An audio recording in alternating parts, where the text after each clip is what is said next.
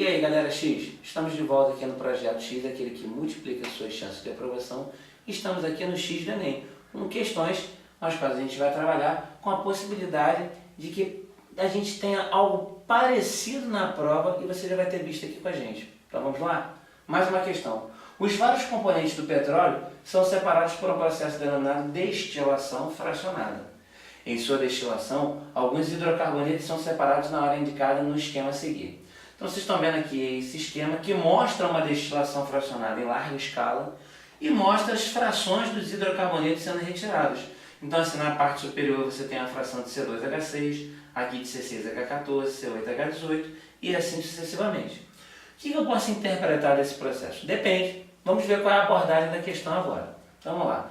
A questão fala assim: a ordem de destilação desses componentes do petróleo está justificada pela seguinte afirmação. Então, é uma pergunta genérica. Então, vamos analisar aqui. Ó. Os alcanos são os hidrocarbonetos mais voláteis. Depende. O que é volátil? Volátil quer dizer que é uma substância que evapora. Então, será que os alcanos são os hidrocarbonetos mais voláteis? Não necessariamente. O que justifica a volatilidade de um hidrocarboneto? Pode ser a massa. Quanto menor a massa, mais fácil desse hidrocarboneto evaporar. E aí a gente tem os alcanos. Nem todos os alcanos são aqueles que apresentam as menores massas. Você pode ter os alcenos e os alcinos, que podem ter massas menores, comparativamente falando, a alcanos com o mesmo número de carbonos, por exemplo. Então essa letra A não é verdadeira, ela é muito generalizada. Letra B. Os hidrocarbonetos são líquidos de baixo ponto de ebulição. Depende, ele generalizou, né? Ele falou que todos os hidrocarbonetos têm ponto de ebulição baixo. Não, quando você tem hidrocarbonetos com massa muito grande, o ponto de ebulição dele vai ser muito alto. Letra C. O aumento da massa molar dos hidrocarbonetos provoca uma maior volatilidade. Não é isso, é ao contrário, né? Se a massa é muito grande, ele tem um ponto de ebulição muito alto. Ponto de ebulição muito alto significa que você tem que aquecer muito esse cara para ele mudar de estado físico. Ou seja, ele é naturalmente pouco volátil. Então, se eu aumento a massa, na verdade eu diminuo a volatilidade. Tá? Então, esse cara vai evaporar pouco. Letra D. O ponto de ebulição dos hidrocarbonetos aumenta com o aumento da massa molar. Foi o que eu falei ainda agora, né? Então, quanto maior a massa, maior a quantidade de energia que você tem que fornecer para que esse cara possa mudar de estado físico. Então, essa letra D aqui, ela é verdadeira. Mas calma aí, não sai marcando ainda não. Falta ver a letra E, né? O álcool é obtido da destilação do petróleo. Não é isso, né, gente? O álcool é obtido a partir da cana-de-açúcar. Então, o petróleo, ele é formado a partir dos fósseis, né? Ele é um combustível fóssil. Então, todos os derivados de petróleo são combustíveis fósseis. Então, a gente tem graxas, querosene, óleos, a própria gasolina. Já o álcool não. O álcool é obtido a partir da cana-de-açúcar. Então, realmente, dentro desse contexto aqui, a gente vai ficar com a letra D de dado. Lembrando que o critério analisado aqui vai ser a massa, porque o primeiro critério, na verdade, são as forças intermoleculares. E todos os hidrocarbonetos, como são moléculas apolares, realizam a chamada forças de Van der Waals. As forças de Van der Waals, comparativamente falando, todos os hidrocarbonetos são a mesma interação. Então, como todos os hidrocarbonetos apresentam o mesmo tipo de interação, a gente não pode julgar por esse aspecto. Aí a gente partiu para a massa, ok? Letra D. Vamos para mais uma questão agora. A Unesco, em conjunto com a IUPAC, lembrando que IUPAC é uma sigla que indica o órgão que regulamenta toda a nomenclatura dentro da química, decidiu instituir em 2011 o Ano Internacional da Química, tendo como meta promover em âmbito mundial o conhecimento e a educação química em todos os níveis. Além da celebração dos inúmeros benefícios da química para a humanidade, o ano de 2011 também coincide com o 100º aniversário do recebimento do Prêmio Nobel de Química por Marie Curie, celebrando a contribuição das mulheres à ciência. Marie Curie e seu marido Pierre Curie descobriram em 1898 o elemento químico radioativo polônio, de número atômico 84, que foi batizado com esse nome em homenagem à Polônia, pátria de origem de Marie Curie. Depois, o elemento químico polônio tem 25 isótopos conhecidos, com número de massa que variam de 194 a 218.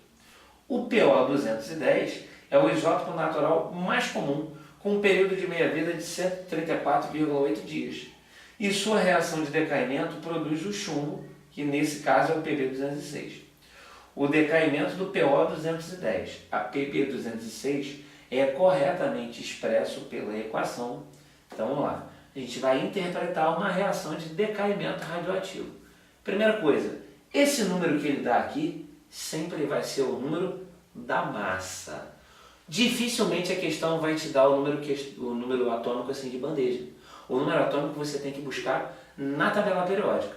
Supondo que o Enem possa não te fornecer a tabela periódica, ele em algum ponto da questão vai te dar os números atômicos. Então você vai consultar esses valores. Então, por exemplo, a questão já disse que o polônio tem massa 210 e número atômico 84. Então, em todas as opções você tem a informação correta. Ó, polônio com massa 210, lembrando que o número de massa sempre fica na parte superior da representação e o número atômico fica na parte inferior, independente se do lado esquerdo ou direito. O importante é número de massa em cima, número atômico embaixo. Ele diz que esse cara sofre um decaimento. Sofrendo um decaimento, ele se transforma no chumbo. Ele apenas falou que o chumbo, nesse caso, tem número de massa 206. Então, em todos eles tem número de massa 206, mas eu preciso de uma outra informação, que é o número atômico do chumbo. O número atômico do chumbo você busca na tabela periódica ou em algum outro ponto da questão que possa estar sendo fornecido. Então, vamos olhar aqui, ó. Pb, número atômico 82, Pb com número atômico 82, Pb com número atômico 84. Opa! Aqui já tem um erro conceitual.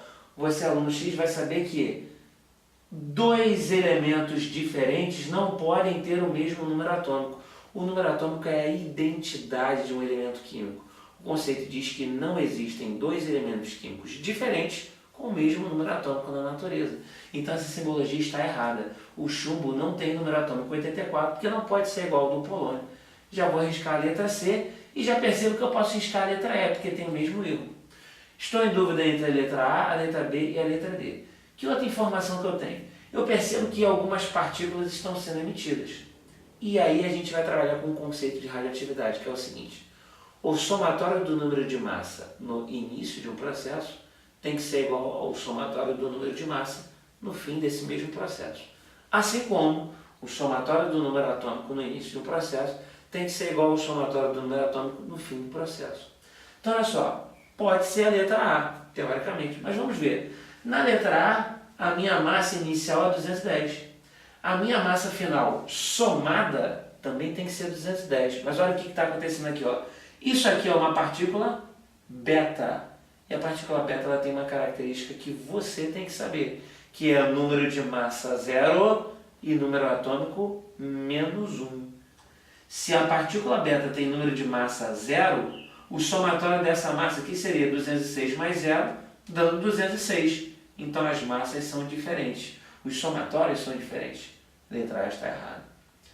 Letra B. A letra B diz que é uma partícula gama. Qual é a característica de uma partícula gama? Ela tem número de massa 0 e número atômico 0. Alguns autores consideram que a partícula gama, na verdade, não é uma partícula. Ela é apenas um conteúdo energético que é caracterizado com esse nome. Também não pode ser a letra B.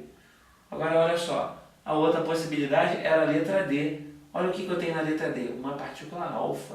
Qual é a característica de uma partícula alfa, aluno X? É ter número de massa 4 e número atômico 2. Então, olha só. Se aqui você tem número de massa 206 e a partícula alfa tem número de massa 4, 206 mais 4 vai dar 210, que coincide com a massa inicial, 210. Então até aí está ok, mas eu tenho que ter certeza disso a partir do somatório dos números atômicos. O número atômico inicial é 84, o final é 82, mas tem o 2 da partícula alfa. 82 com 2 deu 84, então a gente vai ficar com a letra D de dado. porque o somatório do número de massa no início é igual ao somatório do número de massa no final, e o somatório do número atômico no início é igual ao somatório do número atômico no final. Lembrando, você tem que conhecer as principais partículas dentro do contexto da radioatividade. Partícula alfa, número de massa 4 e número atômico 2. Partícula beta, com número de massa 0 e número atômico menos 1. Partícula gama, com massa e número atômico 0, os dois. E depois nós temos um próton, com número de massa 1, número atômico 1. Temos o nêutron, com número de massa 1 e número atômico 0. E por último, o positron, que na verdade seria um beta positivo. Ele tem número de massa 0 e número atômico 1. São essas as 6 principais partículas com as quais a gente vai trabalhar dentro desse contexto de radioatividade.